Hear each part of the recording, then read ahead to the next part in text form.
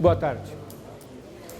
Vamos aproveitar esse momento dos nossos estudos e nós vamos fazer uma pausa para fazer uma revisão de tudo que nós estudamos até agora e alguns pequenos complementos, alguns comentários adicionais. E a estratégia para fazer isso vai ser resolução de exercícios. O que é bom porque a gente recorda a teoria e a gente vê se a gente está conseguindo aplicar a teoria nas situações concretas de resolução de exercícios. Eu vou percorrer todos os tópicos que nós estudamos, revisando cada um deles. Nós começamos com o estudo de sequências. Primeiro conceito importante é o conceito de convergência de uma sequência. Quando é que nós dizemos que uma sequência é convergente? Se uma sequência é convergente, ela tem um limite, quando n tende para infinito, n é a variável inteira, que é o indexador da sequência. Se o limite é um número real L pertencente a R, é um número real finito.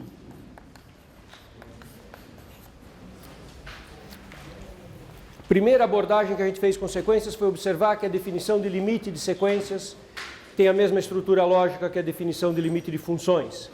E por causa disso, os principais teoremas operacionais que valiam para limites de funções valem para limites de sequências. Então as coisas básicas dos primeiros cursos de cálculo podem ser usadas aqui. Limite da soma, limite do produto, se uma sequência tende para infinito, 1 sobre ela vai tender para zero, todas essas operações básicas. A gente usa essas operações básicas para calcular, decidir se certas sequências são convergentes ou não. Vou dar alguns exemplos aqui. Por exemplo, considera a sequência raiz quadrada de n mais 1 menos raiz quadrada de n. Vocês vão observar que todos os argumentos que eu vou fazer são parecidos com argumentos que nós faríamos se estivéssemos trabalhando com a função raiz quadrada de x mais 1 menos raiz quadrada de x. Essa sequência é dada por uma expressão que tem dois pedaços, cada pedaço tende a infinito quando n tende a infinito. Então, eu tenho um pedaço que tende a infinito menos um outro pedaço que tende a infinito. Infinito menos infinito é uma indeterminação, não consigo concluir nada a priori. Não é uma indeterminação do tipo L'Hopital, então não adianta querer usar o termo do L'Hopital. Mas é uma indeterminação que a gente elimina fazendo certas operações algébricas básicas. Uma operação que resolve este caso é fazer a multiplicação desta sequência, numerador e denominador, iguais a uma expressão que a gente chama de conjugado dessa, que é a mesma raízes, as mesmas raízes, apenas com o sinal de mais. Isso era uma manipulação algébrica que a gente sempre fez em expressões deste tipo, que ajuda a eliminar o que está ocorrendo e colocar num contexto em que eu consigo decidir pelo limite. A ideia de colocar o conjugado é porque aparece a expressão A menos B, A mais B, conhecida da álgebra do ensino médio. Isso é o quadrado do primeiro menos o quadrado do segundo. Então, esta sequência n, na verdade, é igual a n mais 1 menos n, que são os quadrados, o quadrado do primeiro e o quadrado do segundo subtraídos, sobre a soma das raízes. E as indeterminações começam a desaparecer. No começo era a subtração de raízes, uma ia para mais infinito, outra também, a subtração era indeterminada. Agora eu tenho uma soma de raízes no denominador. A soma, uma vai para infinito, outra também, a soma também vai. E o numerador, houve um cancelamento do n, então a nossa expressão é igual a 1 sobre a soma de raízes. E essa sequência AN tende a zero. Uma outra maneira, eu poderia escrever que o limite de AN é igual a zero, é a mesma expressão, e a conclusão é que a sequência é convergente, porque tem um limite finito. E vocês observam que eu usei a propriedade básica, que se uma expressão tende a infinito, 1 sobre ela tende a zero. Uma outra sequência que a gente precisa de um pouquinho mais de habilidade. n mais menos 1 elevado a n, n menos 1 elevado a n. Vou começar com o n maior ou igual que 1.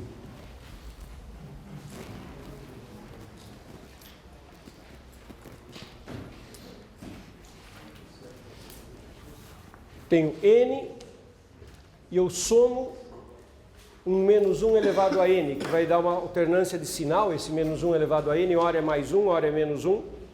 E aqui embaixo é n menos 1 elevado a n. Quando n é 1, em cima dá 0, dá 1 mais menos 1. E embaixo dá 1 menos 1, 1 mais 1 dá 2, 0 sobre 2 começa com 0. E depois, para os n subsequentes, você vai tendo n somando ou subtraindo 1, n somando ou subtraindo 1, dependendo da paridade. Quando o n é par, no numerador você soma e no denominador você subtrai. Quando o n é ímpar, acontece o contrário, que aí aqui fica menos, subtrai 1 no numerador, e quando o n é ímpar, você acaba somando no denominador. Primeiro, o que a nossa intuição nos diz sobre essa sequência? Quem é que manda no limite? Quem é que manda no equilíbrio entre essa expressão? É uma indeterminação, porque quando o n tende a infinito, o n tende a infinito, o n tende a infinito. Somar, subtrair 1 em algo que está indo a infinito não vai alterar esse fato de ficar muito grande. Então, tem cara de indeterminação. Infinito sobre infinito. Mas quem que define o valor desse limite? É parecido com um polinômio, então é parecido com a ideia de ter um coeficiente dominante, uma expressão de grau máximo. É mais ou menos intuitivo que esse n aqui é o que vai ganhar. Porque somar ou subtrair 1 perante um n muito grande não altera a ordem de grandeza. Mas isso não é polinômio. Polinômio não se comporta assim, né? Então, só um pouco de cuidado na hora de redigir, que isso aí não é uma função racional em n, não é um quociente de polinômios. Menos 1 elevado a n não é resultado de não tem estrutura polinomial. Então, preciso tomar só um pouquinho de cuidado na redação, uma maneira muito clara e limpa de mostrar que esse limite é 1. É 1 porque mandarão, de fato, os termos de maior grau, n sobre n, isso vai dar 1. Eu coloco n em evidência no numerador e no denominador.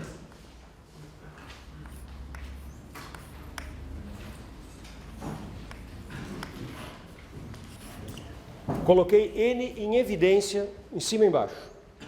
Então, observe que o n inicial contribui com 1, e esse menos 1 elevado a n, quando eu coloco n em evidência, aparece uma divisão por n. É fácil verificar que está certo, é só fazer a propriedade distributiva e perceber que volta na expressão original. Este n e este n se cancelam, que é a essência da ideia de ter, quando nós temos um quociente de dois polinômios, que o termo dominante prevalece, o termo que prevalece é o termo de maior grau, que você coloca aquilo em evidência e os outros termos todos vão sobrar 1 e coisas que vão para 0. E os termos de maior grau se cancelam. Exatamente o que ocorreu aqui. Sobrou uma expressão que é 1 mais menos 1 elevado a n sobre n, 1 menos 1 elevado a n sobre n. Isso tende a 0. E são as propriedades algébricas básicas que eu estou usando. Menos 1 elevado a n é limitada. N vai para infinito. 1 sobre n vai para 0. 1 sobre n que vai para 0 vezes menos 1 elevado a n, que é limitado, tende a 0. Então, esse pacotinho inteiro tende a 0. Portanto, o numerador tende a 1, o denominador tende a 1, não é nenhuma indeterminação. Limite do quociente é o quociente dos limites. A n tende a 1.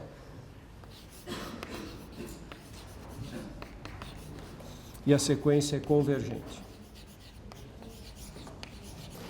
E essa é uma das ideias básicas, então, de limites de sequências.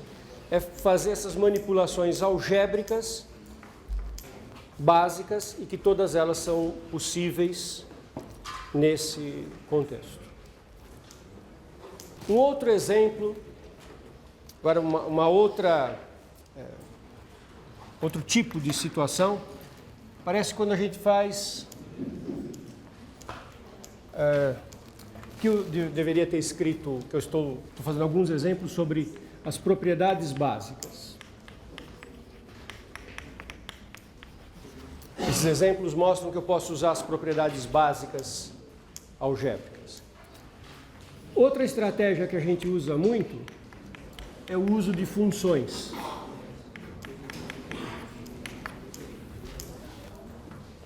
Uso de funções, eu faço o seguinte, tem que lembrar do seguinte, você tem uma função definida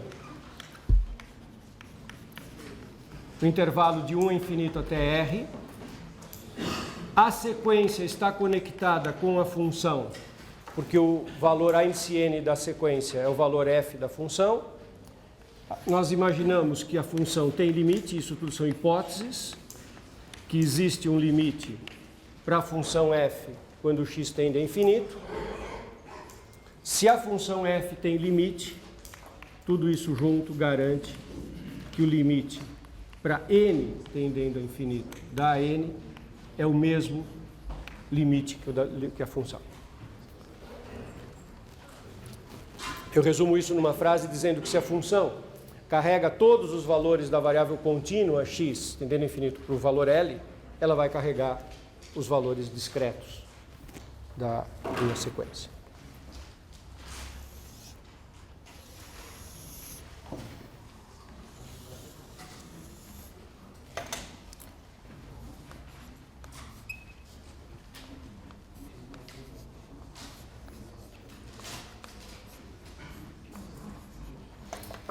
Na verdade, se eu imaginar que a minha função tem um certo limite L, precisa ser zero, pode ser qualquer valor. A minha função tem um limite L quando x tende a infinito. E se a minha sequência está conectada com a função por essa lei de formação, o A1 é f de 1, o A2 é f de 2, o A3 é f de 3, o A4 e assim por diante, essa sequência vai tender para o mesmo valor que a função tende. Isso é uma técnica que a gente vai usar muitas vezes para cálculo de limite de funções, de sequências, sempre que a gente identificar que a nossa sequência pode ser enxergada como f calculado no n, nem sempre é conveniente fazer isso, mas quando for conveniente, e for uma f que a gente sabe calcular o limite. Por exemplo, a sequência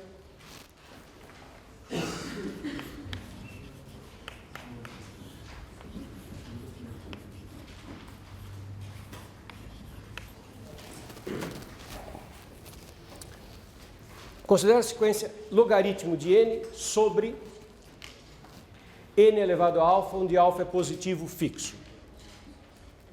Quero saber o limite dessa sequência. A gente tem uma intuição já bem desenvolvida para o logaritmo, algo que a gente se lembra dos cálculos básicos, que o logaritmo é uma função de crescimento lento e que quando comparada com polinômios, ele sempre perde. Então, a nossa intuição diz que, pelo menos quando aquele alfa é 1 ou mais, o menor grau possível do polinômio é 1, né? Aquele ln vai perder daquele polinômio e o limite vai ser zero. Mas observe que eu estou fazendo para alfa positivo. Alfa positivo podia ser menor até do que 1, alfa meio. Aí seria comparar o ln, o logaritmo, com raiz quadrada. E a pergunta é se ainda assim o logaritmo perde da raiz quadrada. Está claro qual é a pergunta, não é, que eu estou fazendo? A conclusão vai ser que o logaritmo perde sempre quando aquele alfa é positivo e que o limite dessa sequência é zero sempre. E a maneira mais fácil de fazer isso é usar função de variável contínua. Ao invés de fazer manipulações algébricas naquela função, eu posso fazer isso olhando para a função f de x. Não é a única maneira de fazer o exercício, longe disso. Mas é muito fácil se eu pegar a função f de x, logaritmo de x sobre x elevado a alfa, e fizer o limite dessa função. Quando eu faço o limite dessa função, ln de x e x elevado a alfa com alfa positivo, ambos são infinitos. Então, o limite é uma indeterminação. Mas o teorema de L'Hopital permite concluir que o limite para x tendendo a infinito de f de x, que é o limite para x tendendo a infinito de logaritmo de x sobre x elevado a alfa, é o limite. Agora aqui eu vou usar o teorema de L'Hopital.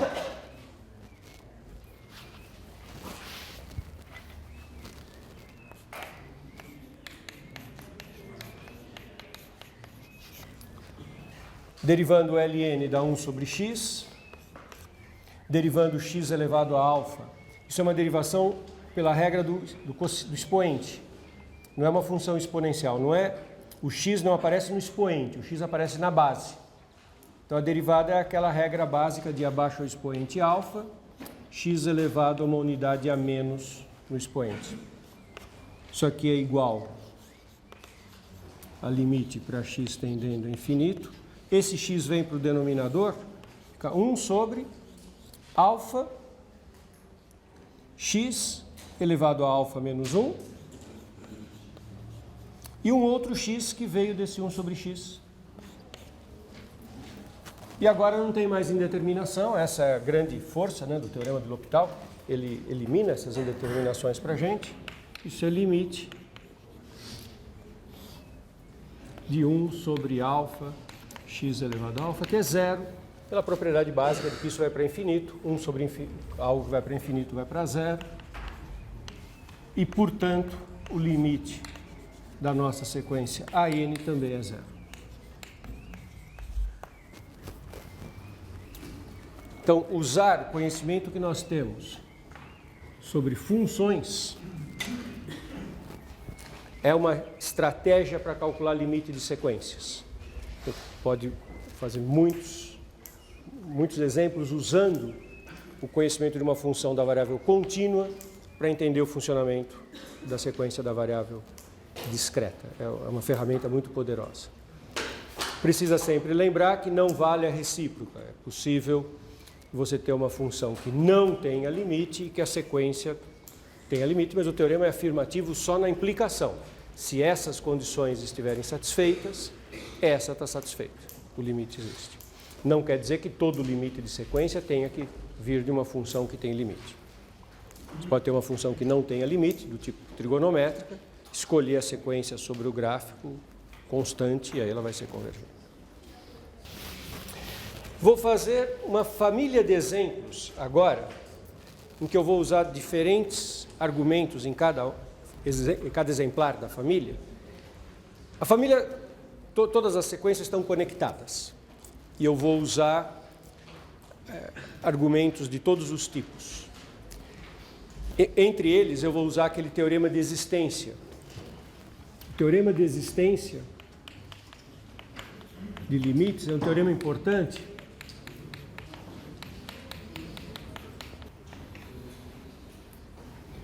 A gente tem duas versões para esse teorema de existência. Uma que diz assim: se a função é crescente limitada superiormente, ela é convergente.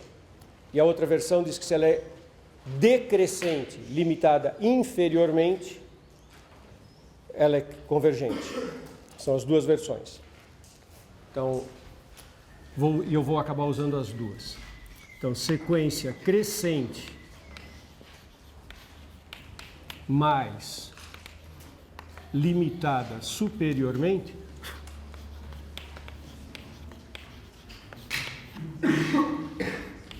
implica que a sequência é convergente.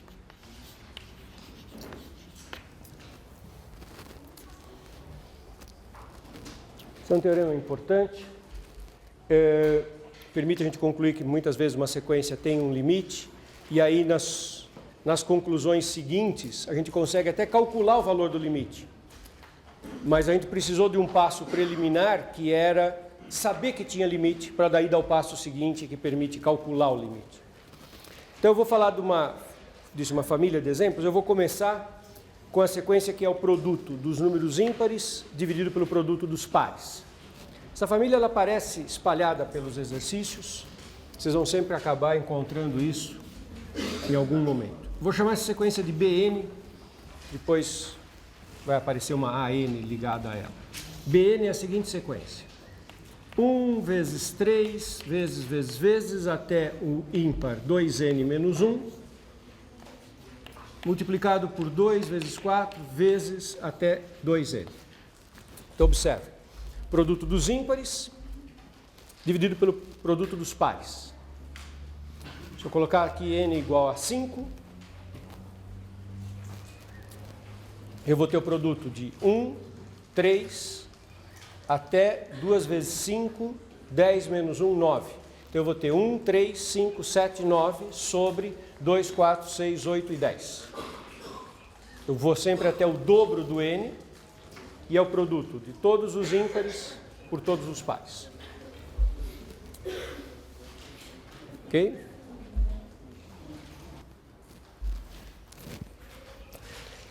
Daqui a pouco eu vou calcular o valor do limite dessa sequência. Mas num primeiro passo, eu só vou mostrar que ela tem limite. Como é que eu mostro que ela tem limite? Essa sequência ela é decrescente.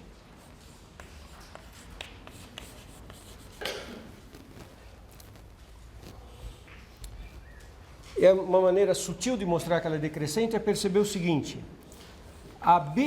O termo seguinte da sequência, um certo termo, você pega um termo com n mais 1 e compara com o termo de ordem n. O termo de ordem n tem o produto dos ímpares até o último ímpar antes do dobro, 2n menos 1, e para no par, dividido pelo produto dos pares, parando no par o dobro. O n mais 1 vai ter os primeiros ímpares igualmente, vai passar pelo 2n menos 1 e vai terminar com o ímpar 2n mais 1, que é o dobro do índice menos 1. O dobro do índice é 2n mais 2, menos 1 fica 2n mais 1. E dividido pelos produtos dos pares. 2n menos 1 embaixo tem o 2n, e o 2n mais 1 embaixo tem o 2n mais 2. Cada ímpar está exatamente em cima do par, que é uma unidade a mais. Observe que o começo do B índice n mais 1 é igual ao Bn. Então, o que eu posso dizer é que o B índice n mais 1 é igual ao B índice n vezes 2n mais 1 sobre 2n mais 2. Todo esse começo aqui é exatamente o termo anterior da sequência. Em outras palavras, para eu avançar na sequência, se eu tenho um certo termo da sequência, para eu avançar, eu multiplico pelo ímpar 2n mais 1 dividido pelo par 2n mais 2. Eu acrescento mais um ímpar em cima e mais um par embaixo. O ímpar seguinte e o par seguinte na sequência. Como eu tinha dito, o B5, eu faria 1, 3, 5, 7, 9 sobre 2, 4, 6, 8, 10. Esse era o B5. E o B6, ao invés de parar no 9, eu iria até o 11. Ao invés de parar no 10, eu iria até o 12. Eu acrescentaria, para passar do B5 para o B6, eu acrescentaria 11 sobre 12. Se isso ficar claro, dá para entender por que ela é decrescente. Ela é decrescente porque o termo que eu acrescento ao Bn para chegar no seguinte é menor do que 1.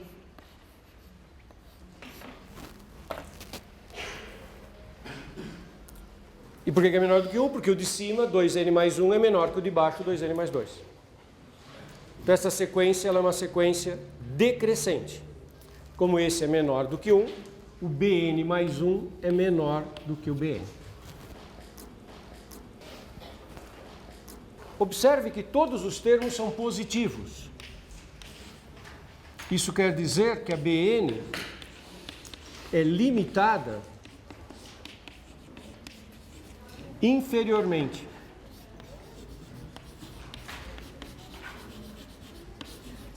Minha sequência tem a seguinte característica. Aqui está o número 0.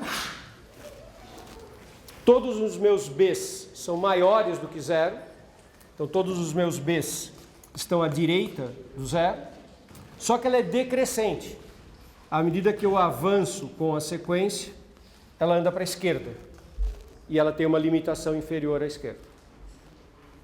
Esses dois fatos garantem que essa sequência é convergente.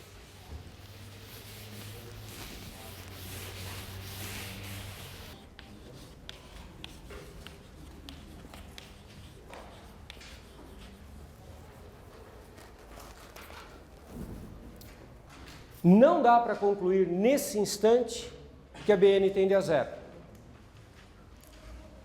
Com os argumentos que eu já tenho em mãos, eu só consigo concluir que a BN é convergente para algum número maior ou igual a zero. Os termos são todos positivos, os BNs são todos positivos, diminuem e nunca ficam negativos, eles estão sempre limitados pelo zero. Então essa sequência vai se acumular em algum número que é maior ou igual a zero, mas eu não posso concluir que é zero nesse momento. Daqui a pouco eu vou concluir que é zero, mas eu ainda não sei disso. O que eu sei nesse instante é que ela é convergente, mas eu não sei o valor desse limite ainda. É importante ficar claro o que o teorema de existência garante.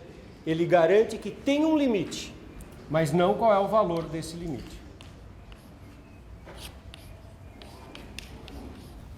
Eu sei que a BN tende para um valor real, finito, positivo, ou nulo, mas eu não sei quanto que ele vale. Tudo bem?